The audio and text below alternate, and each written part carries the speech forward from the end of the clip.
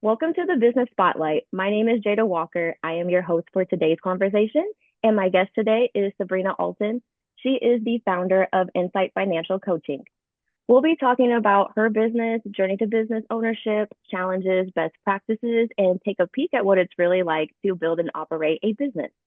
So, Sabrina, welcome to the show, and thank you for being here today. I would love for you to share a little bit of your background of who you are and tell us a little bit about your business as well. Sure, and thanks for having me, Jada. I appreciate being here.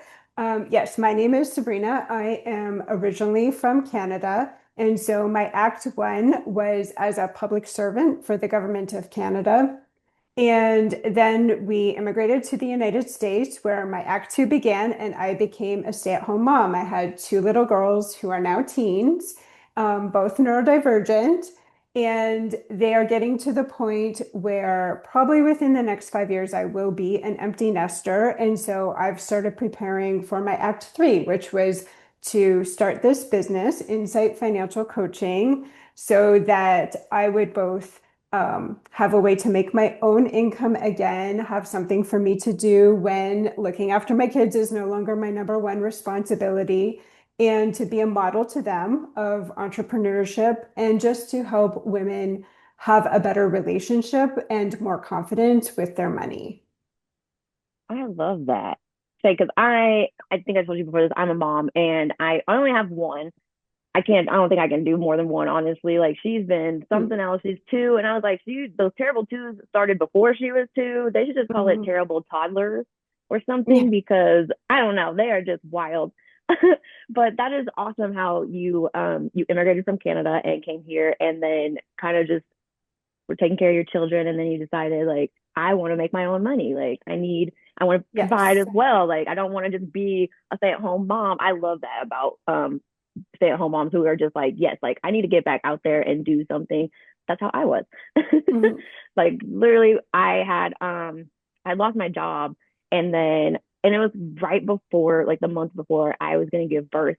And then after that, I was just like, I don't even know what I'm gonna do. I have no idea, but I can't wait to hear your story and hear more about you.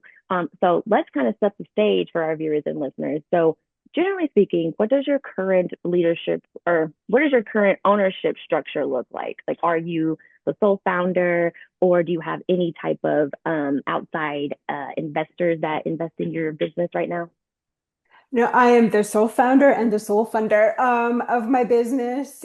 I should say actually my partner, but yes, I am an LLC. I started off just as oh no, I'm drawing a blank on the words, but just as like a doing business as, and then I became an LLC.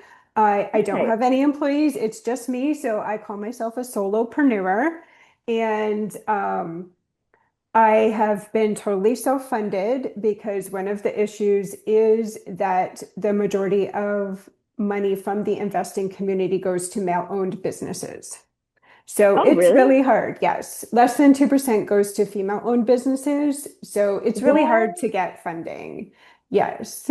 Oh, that is wild. Now I'm like, I need to write that down. I'm like, I need to remember that for later. Like, what?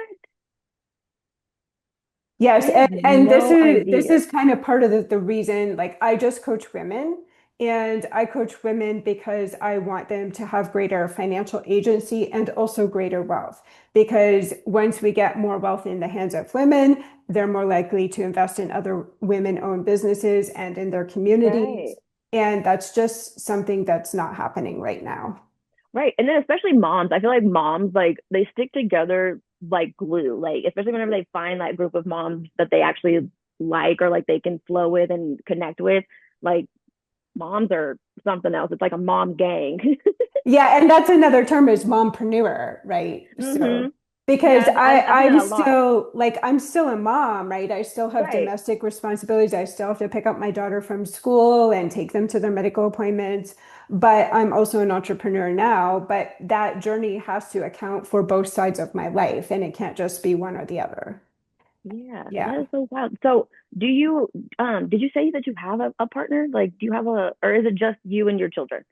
So I'm separated, but because I was a stay-at-home mom, he's still the sole income earner of the family, although Okay. my business is now starting to pay myself. So I Well, am now good. contributing financially, but yeah, we're separated. So, but I guess it was family money that invested in my business. Okay.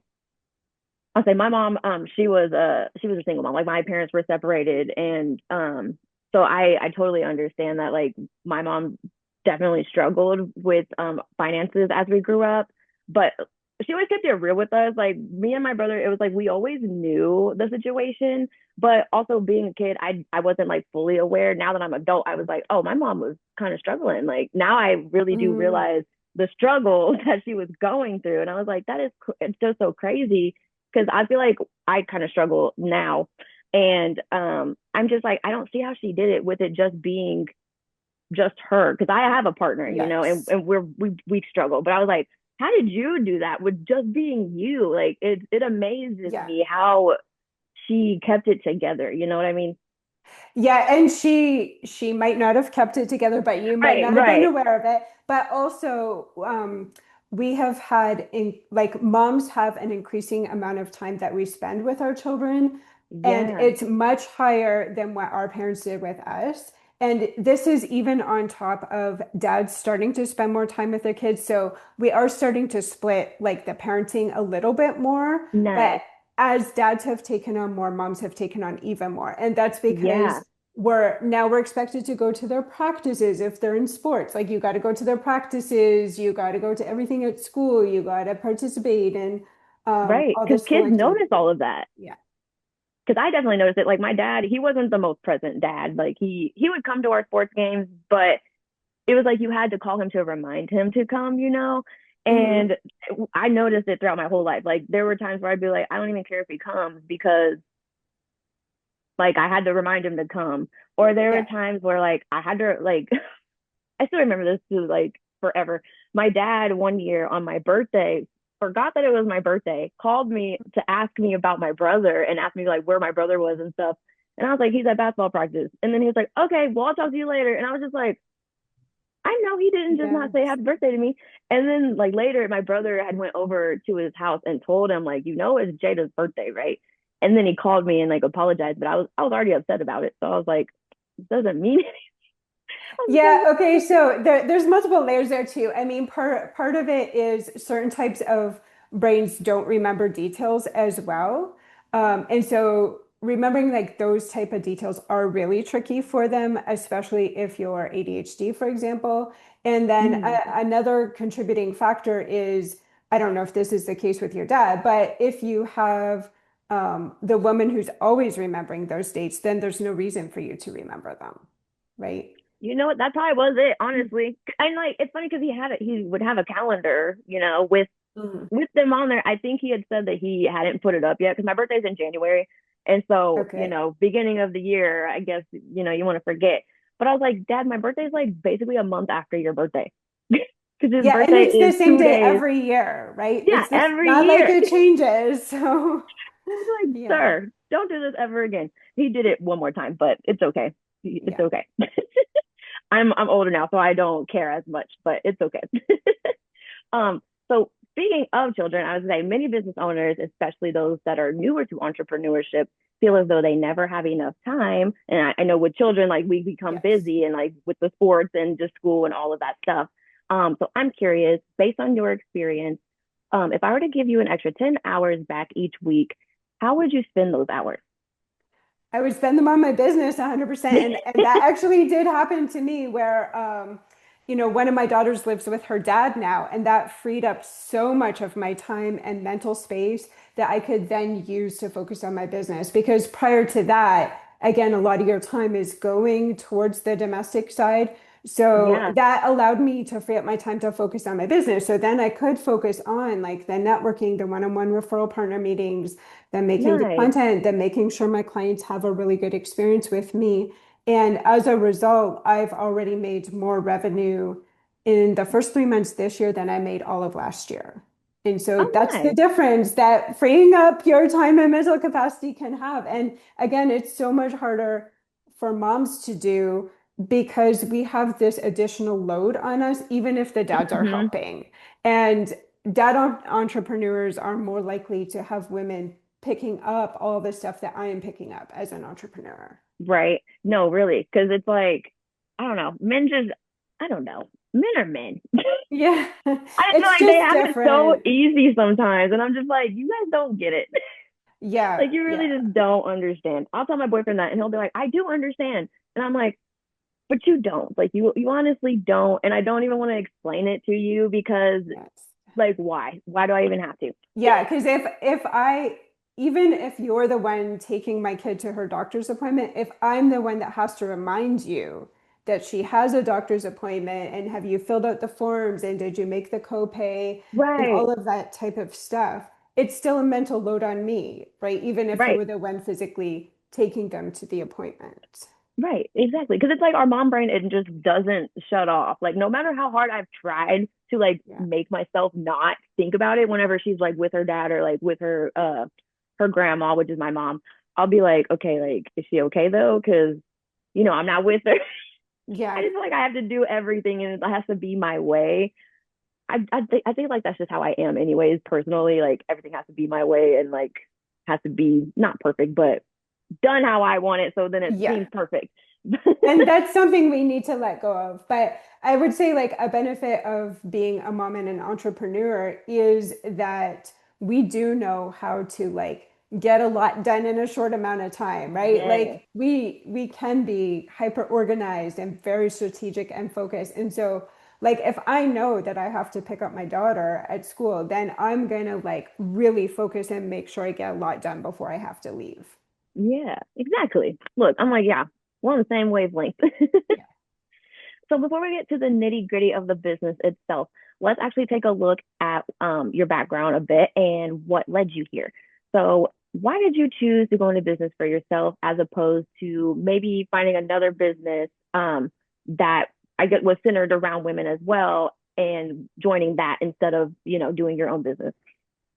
So I knew I didn't want to be an employee because I needed to have that flexibility. At the time that I started my business, I was homeschooling my older daughter. And I just had a lot of responsibilities with both of my kids that I didn't think I could get as an employee. So as an Mm-hmm. entrepreneur, I have more flexibility about when I do my work and where I do my work. And then the results are all up to me. So that's why decided to become an entrepreneur, even though prior to becoming one, I never imagined myself being one. Like, as I mentioned, I was a public servant before. I Yeah. thought I would always be in the public service. And then I was a stay-at-home mom. So I never, like, I had done a couple of things prior to this on my own, but this is Yeah. like my full, first time of like a business that I'm really going for it and trying to make it profitable. Yeah. That flexibility is really what I needed. I needed to be able to work from home. I needed to have flexibility. It's something like it's an online business, so I coach women all Nice. across the US, which I needed that as well. I can Right. meet people in the Austin area in person if they're local, but other than that, I can reach women all across the US.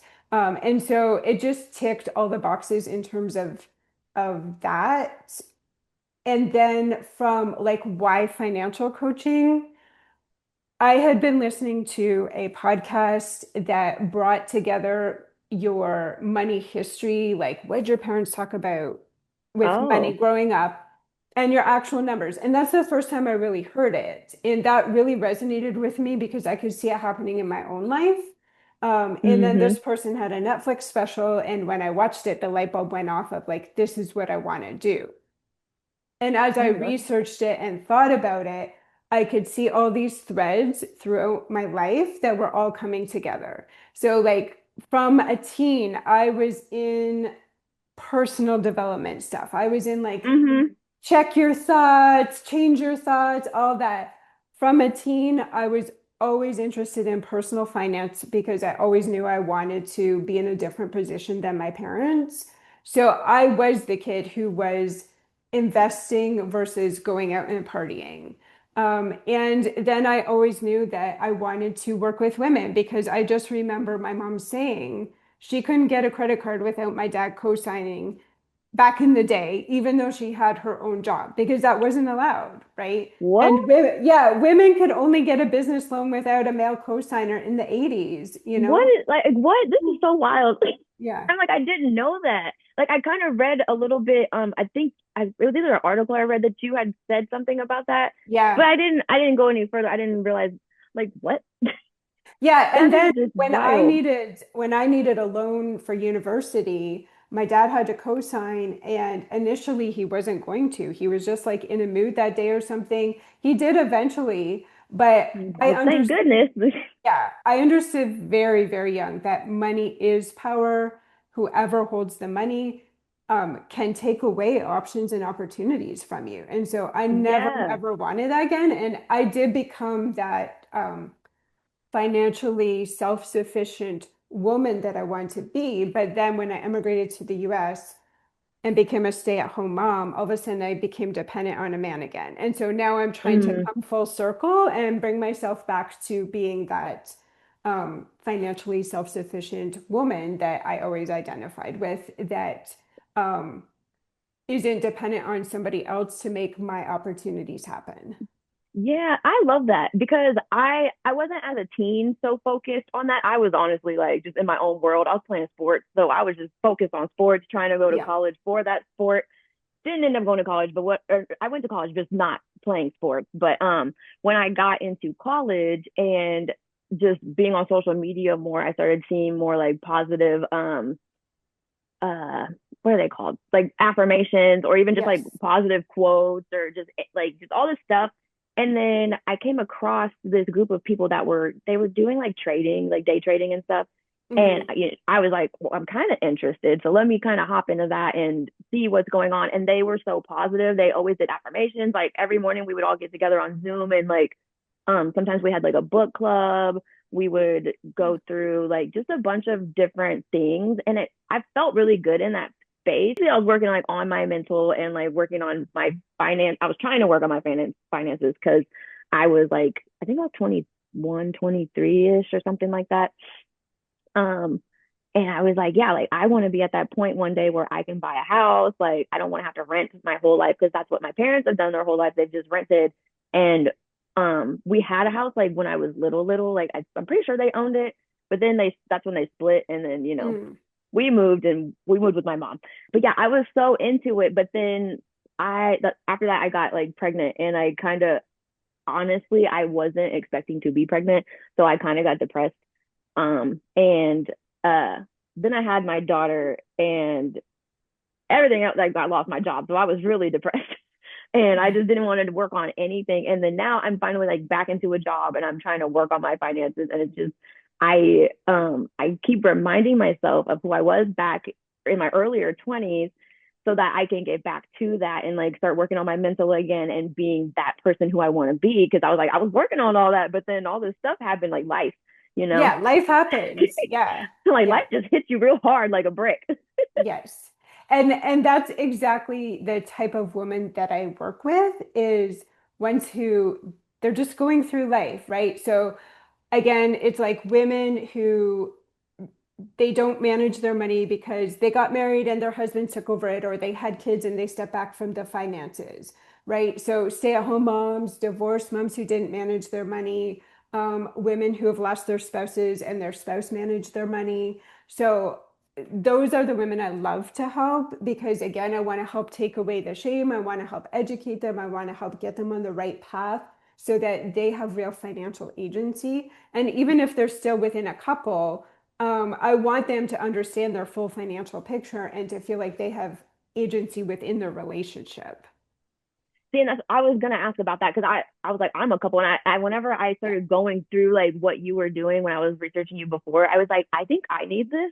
But then I saw like what you like to work with, and I was like, I'm just gonna ask her because I was like, I Yeah. honestly will probably reach out to you after this and be like, I need your help because Yeah, I no, I really would love to do. help you. And I do have clients right now who are part of couples, and like it's a mixed bag. Like one is more of the breadwinner, but again, she has so much on her plate. Like she's still Mm-hmm. mom, she's still breadwinner. They have like medical issues with their son and things like that, and she has ADHD, and so she just needs help kind of Yeah. just organizing and understanding and seeing the big picture and having someone to keep her accountable, and just help, right? Like we're Yeah, carrying so much exactly. on our shoulders. It's just she just needs room to breathe and some space. And so Yes. I'm trying to give her that in the financial part of it, like the day-to-day money part of it. Yeah. And I feel like it always feels better whenever it's someone outside of your family who like kind of recognizes that and like helps you because I swear whenever it's my family, I'll be like I don't need your guys' help. Yeah. But whenever it's someone Yeah. outside, I'll be like, oh my God, thank you so much. Like I'm glad that you realized it because my own family doesn't even realize it. So Yeah. it just makes it so much better. But let's talk about what makes your business so special. You kind of mentioned who you primarily want to serve, which is women and Yeah. moms. Um, so what else do you think makes your business unique, and how do you communicate what makes your business stand out against the competition? Yes. So, in terms of other financial coaches that are out there, I think what makes me unique is my niche because you will find, for example, some financial coaches that do focus on people with ADHD. And Oh, that's cool. yeah, Hmm. I help those people, but I also help like maybe you have autism or maybe you just have anxiety. And then you might find financial coaches who are also targeting women in life transitions, like going through a divorce or a loss of a spouse. And again, Okay. like I'm looking for a specific subset within that group of those women who didn't manage their finances before. So now it's like complete overwhelm for them.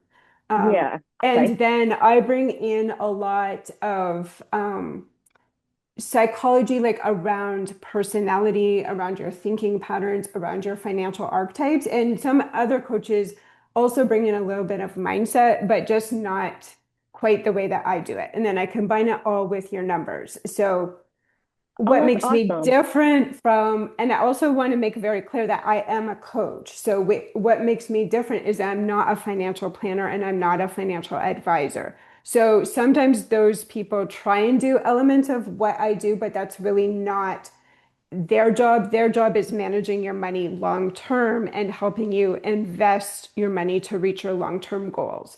And my job is that before that, of getting your cash flow organized so that you have enough money saved to invest, right? Yeah. And so that's what's different for me. And a lot of people confuse it because financial coaching is kind of a new field. And even Mm-hmm. just this morning, I had an inquiry about like, do I charge a fee to manage their assets? And that is a financial advisor or planner. And I'm a coach, Mm. so I don't manage any investments. I don't give investment advice. I can Right. educate and I can tell you, what you need to do, and I can partner with financial planners and advisors so you have the support all the way Oh, through. nice. But yeah, I'm But you're primarily like, that's that. not my specialty. Yeah. I get it. Yeah. So why do you think that your clients choose you over the competition? Would it be because, your niche and all of that? They honestly, they choose me, I think, because of my groundedness. Like when they find my website or when they speak to me, they just feel automatically that I feel safe talking to her. I'm not going to feel judged. She's not going to shame me. She's not going to look down on me type of thing. And That's the best one is the not shaming because I feel like when I yes. talk to other people or it's like they're judging and I'm like, okay, first of all, you don't know my life. Like, why are you judging me? I'm like, Yeah. I just started talking and you're already judging me. I can feel it because of your look. Like, why are you looking at me like that? Yeah, and I'm here to meet you where you're at, right? And I'm here to help you Hmm. with your own decisions. And I have a client who always wants to apologize and or maybe not share things with me because she's ashamed or embarrassed. And now she knows, like, I'm not going to do that. So she's just like, okay, here's everything. Here's all my numbers. Like you can see it all. And I'm like, that's fine. That's where we are now. So let's just keep moving forward to where you want to be. That's Um, cool. yeah, so I think that's like what makes me stand apart. And again, that combination of Hmm. both understanding like your how you think and your personality and how that impacts your money, as well as Mm-hmm. looking at the actual numbers because I think it was my first client, like first she found a financial therapist website directory and realized like that's not quite what I'm looking for. And then they found a financial counselor's website and like that's not quite Mm. what I'm looking for. And then she found mine. She's like, yeah, that's what I'm looking for, you know? We have to go through so many different things to try and figure out like what we need. I was just talking about this on my with an interview yesterday. I was like, it's so annoying how you have to like try and find all these different things and like it could just be easier if someone would just kind of like recommend it, like you know what I mean, like word of mouth type of thing, like I've already been Yeah. there, so you should go there. I had a great experience, but also I mean sometimes the experience can still be different for every person, you know, but it's like I just hate how you have to like go Google and be like, is this like what I need? And like, but and then it's like no, and then like if you have to go through so many different things to find the one, that's when I'm like, Yes. okay, this is annoying. But if I just find it right off the bat, I'm like, okay, love Yeah. it. Yeah, and that's also a role I can play, especially if you're a woman going through a divorce, is I can sort of be that central person to be like, okay, you need to speak to a certified divorce financial analyst. And if you want to buy a house again, you need to speak to a certified divorce mortgage lender because they can tell you whether Mm, you'll even qualify for a mortgage after divorce. Um, and wow. did you know about a certified real estate agent, divorce real estate agent who represents your house, not either party, and make sure you get, see, yeah, it's blowing your I'm like, mind. there's so much. Yeah, there is. So, and I can be like that connector for all these other people, and again, just let you know that those people exist. Right. I'm like, even I was like, I had no idea that those all those different things. First of all, I didn't know you need to do all that after divorce, but like the Yeah. fact that all these different people exist, I'm like, where do they even come up with these things? You know? Mhm. Um, so let's kind of talk about your marketing a little bit, which is vital for every business out there, of course, but it's also an area that many business owners struggle with, or they kind of just Yeah. forget about it, put it on the back burner. So I'm curious what successful businesses are doing. What percentage of your monthly sales is typically invested back into your marketing budget? That's a good question. I don't break it. I haven't looked at the percentages. Most of my money, so I don't pay for ads. So Oh, nice. most of my, I guess what I would say marketing is more networking. So like networking lunches. So at, women's business groups or chamber of commerce, that's where I spend the most of my money. And then anything, I guess any technology that you need to reach out to those people. So, like having Nice. my Gmail address and my website and all of that. So I pay for those platforms and then I pay to go to networking events, but I don't pay for advertising. Nice. I'm like, at least you don't have to, because I read that I think you said I don't want to like say it incorrectly, but I think you put it was in one of your recent interviews that you had. I think it was on I think it was Voyage on Austin? I think, or I don't remember. I know it said that like you had doubled something in the first couple of months of this year Oh, than what yeah, you no. had So my last year. revenue, yeah, my revenue in the first 3 months is more than my revenue for all of last year. But I was also part of a client creator challenge in the So financial it kind of coaches like helped a mastermind. little Yeah. bit. Yeah, Yeah. I mean that still helps. Like that's wild because you didn't have to run any type of ads to receive those people to come for, and like ask you for help. That's like that's really But I good. also I also think that I had been planting the seeds and they were just starting Mm, to grow, right? So because sometimes it does take a year to really develop that yeah, relationship, either with a potential client or a referral partner, right? Because as I say to other people, they want to know that you're going to be around next year. Like if right. the stats are that the majority of new startups fail within the first 5 years. So it Yeah, could take time for people to trust you and to know you're still going to be around. And so I think like I had done a lot of groundwork already and I was just starting to see the fruits of that. I love that. That's Mhm. good. So moving from marketing to sales, what does your sales process kind of look like? Like if I were to refer someone over to you, Yep. how would they, or what would they expect Yes. to experience as you guide them through the choice to do business with you? Yes. So I funnel everybody to my money conversation call, and that's a 20-minute call over Zoom, or if you're in the Austin area in person. And it's just an opportunity for you to share about what's going on in your financial life, what you're hoping to achieve, and for me to share how my coaching practice works. And then we decide if we're a good fit or not. If we decide we're a good fit, the next step is my financial insight session. And that's a 2 hour deep dive into your money Oh, nice. history, personality, and your finances. And that's kind of just like a one-time session that gives you another opportunity to experience my coaching and to, again, make sure it's the right fit. And if you want to go further, then I have coaching programs, a 3 month and a 6 month program. And after that, it's just that ongoing coaching at whatever pace feels right for my client. So if you want to continue at monthly, if you want to go down to bi-monthly, and the idea is that we're always going to have a relationship because your money is always there and your life is going to Right. change as you get like my life is changing, my life is going to change dramatically when my daughter moves out, right?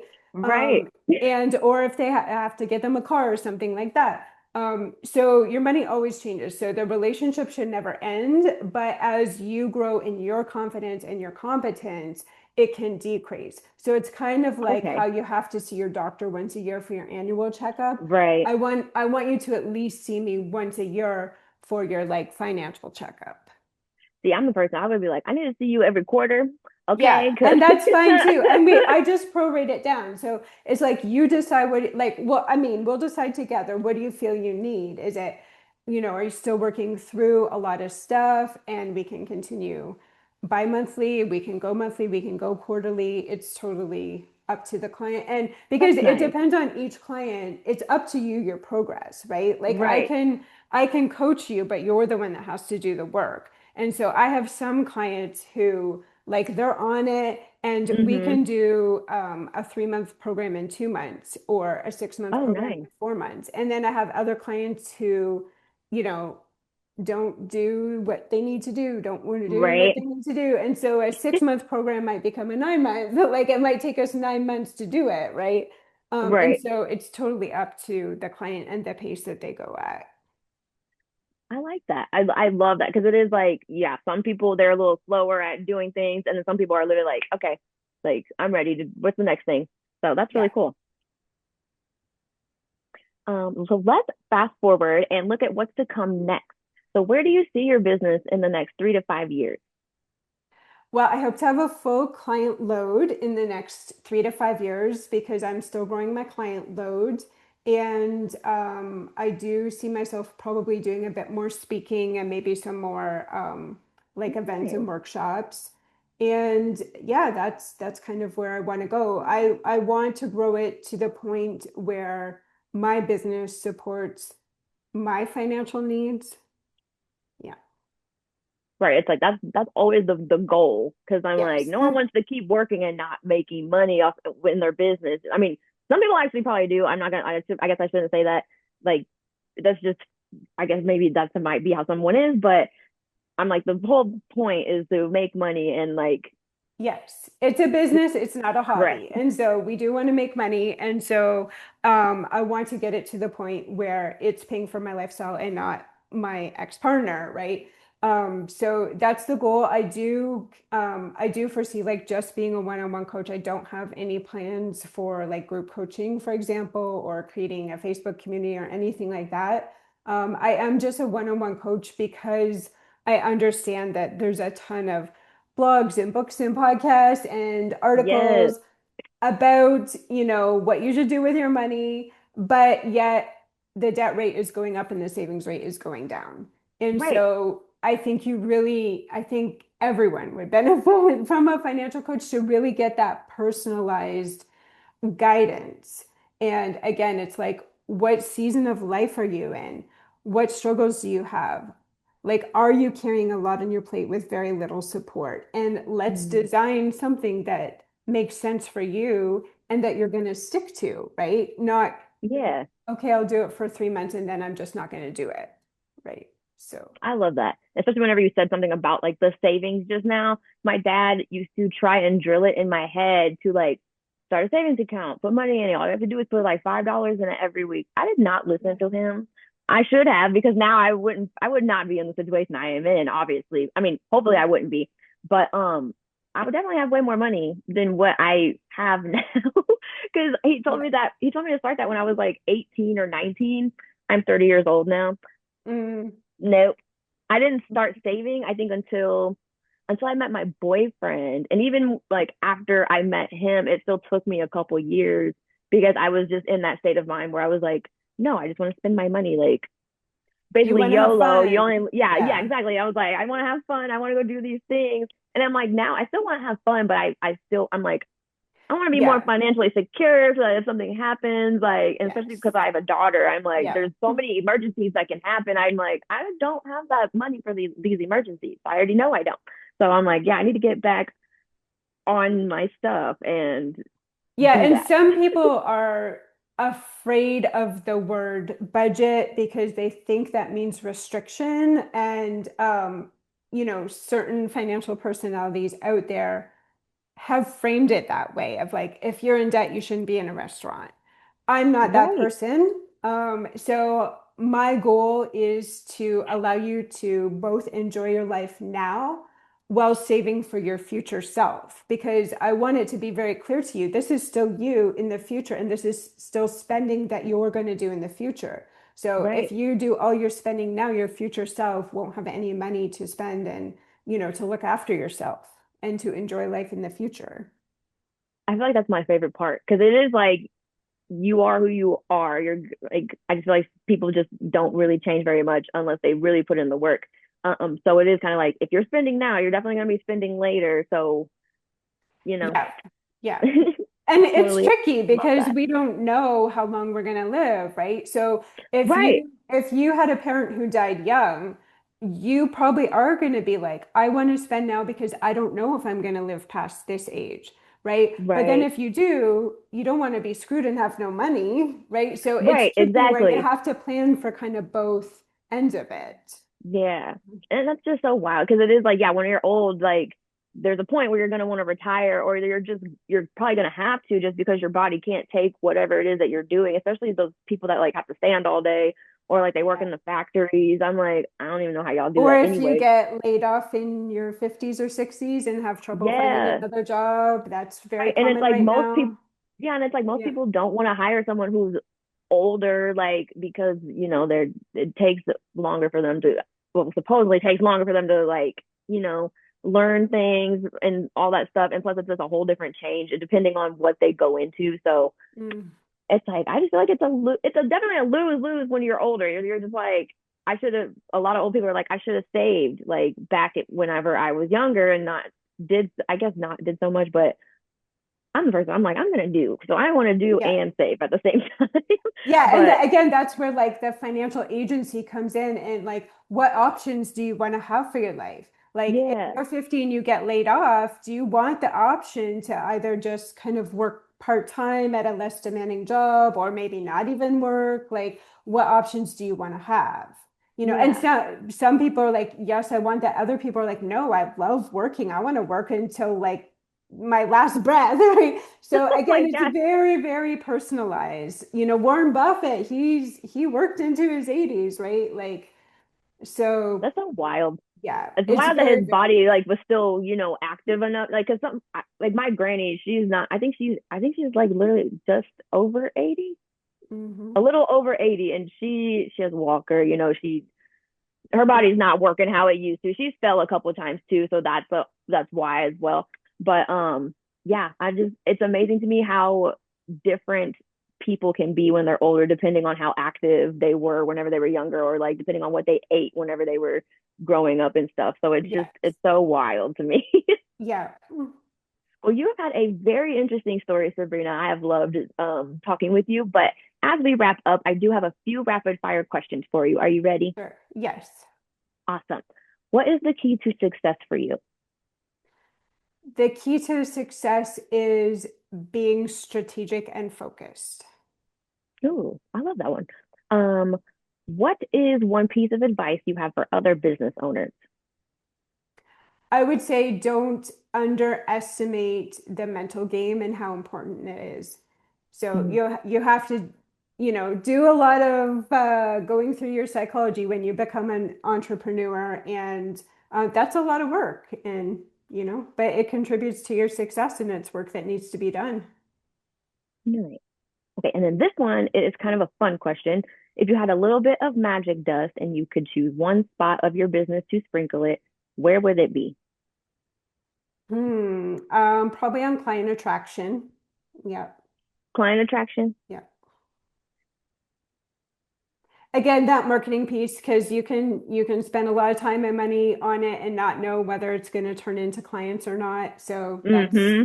the tricky Yeah, because part. and that's like the whole thing with marketing too, with like creating ads. Not that you have to pay for any, but like if you create the wrong ad and it just isn't like actually pertaining to your business, or like it just doesn't catch someone's eye, it's like you wasted that money and Yeah. now you have no clients. So Which I've it definitely kind of it circles back to your question about where I want my business to be in 3 to 5 years. I would mm-hmm. love for it to be a referral only business where, Oh, that would I be didn't have to go out and do a lot of marketing and networking. yeah, And it's just like my past clients have either word of mouth or past referral partners just keep sending me clients because I produce a good work for them. yeah, yeah. That would be great. So before we get to the final question of the day, please share with our audience how they can follow you, learn more, and contact you. Yep. So you can follow me on LinkedIn, Sabrina Alton, or you can check out my website, insightfinancialcoaching.com. And that's where you can book your money conversation, learn more about me. I have had a number of articles come out featuring me and other podcast interviews as well. So you can check those out there. Awesome. Well, we have come to the final question of the day, and it is what is inspiring to you today? My clients are inspiring to me, and it's a very particular moment when it clicks for them. And it just happened on Monday, and it was so amazing where they finally kind of see the big picture, understand all the moving pieces, see how their thinking or their personality is contributing to maybe some negative financial results, and Mm, everything just falls into place, and they're like, now I get it. And they see, like, even though it hasn't changed the picture, they now hmm. have hope that because they now understand it, they understand what they need to do, and by doing it, what's going to change. And so then it's just like it's so hopeful, it's exciting, and yeah, That's awesome. It's almost like when you're in math class and you can't solve like the hard math problem, and then you like finally get it, and it's like, oh my God, like, especially yeah. whenever like you ask the teacher, like, is this right? Like, please tell me it's right. I don't want it to be wrong. Yeah, and again, because a lot of my clients are midlife women, and so they've already been in cycles of like in debt, out of debt, in Yeah. debt, out of debt, or I've tried this, I've tried this. Like, why isn't anything working? Am I the only one who doesn't understand how to manage my money? And it's like, no, no, Yes. no. Oh my And gosh. then once I show them and it just like clicks, it's just really amazing. That's awesome. Yeah. Well, this has been a great conversation. I have really enjoyed hearing your story, Sabrina. So thank you so much for sharing it. And Thank you for having also, me, Jada. yes, of course. And also, I encourage all of you who are watching to save this show and come back and watch it again because Sabrina really did have some great insights for business. And please do not forget to like and subscribe to our channel so that you can get notifications every time a new conversation drops, just like this one. Thanks again to everyone who joined us today, and a special thank you to you, Sabrina, again for being with us. We really appreciate it. Thanks.